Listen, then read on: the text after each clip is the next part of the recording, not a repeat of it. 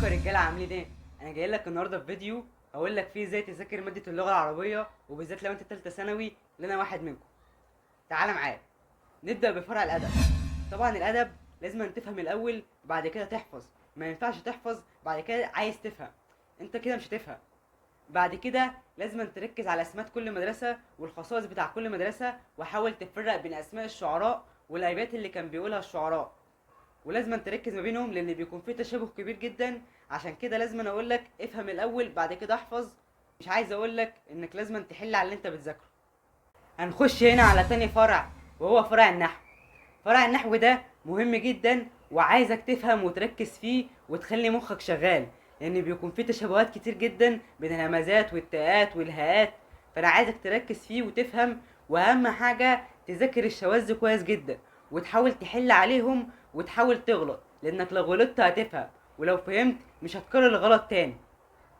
حاول تجيب كتب محلولة او كتب فيها حل من ورا وتذاكر وتحل، وبعد كده تشوف الاجابات واللي انت غلطت فيه تحاول ترجع له تاني وتشوف ايه الفرق، ايه العلاقة بين الاجابتين، انا عملت كده ليه وهنا موجودة ليه.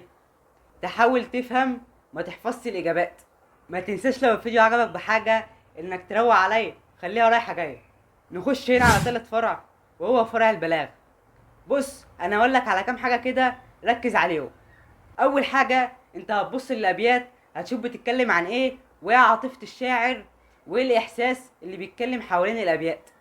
وده اكيد بيبان من حاجتين، يا اما من اسم الشاعر هتكون خدته في الادب هتعرف هو الشاعر ده بيتكلم عن ايه، يا اما بيبان من نص الابيات. يعني هتعرف الشاعر ده بيتكلم عن الحزن او التحسر او الشوق للوطن او الفراق حبيبه او غزل، الكلام ده كله يا اما هتعرفه من الابيات يا اما هتعرفه من اسماء الشعراء في الادب.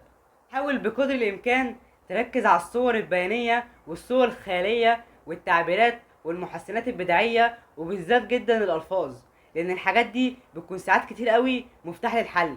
تركز دي موسيقى داخليه او خفيه، دي موسيقى ظاهره بديعيه معنويه، او دي محسنات بديعيه لفظيه. تحاول تركز على الحاجات دي، وطبعا اعلانات الحاجات دي واخدينهم في سنه اولى وسنه تانية، فحاول تركز عليهم وتعيد عليهم.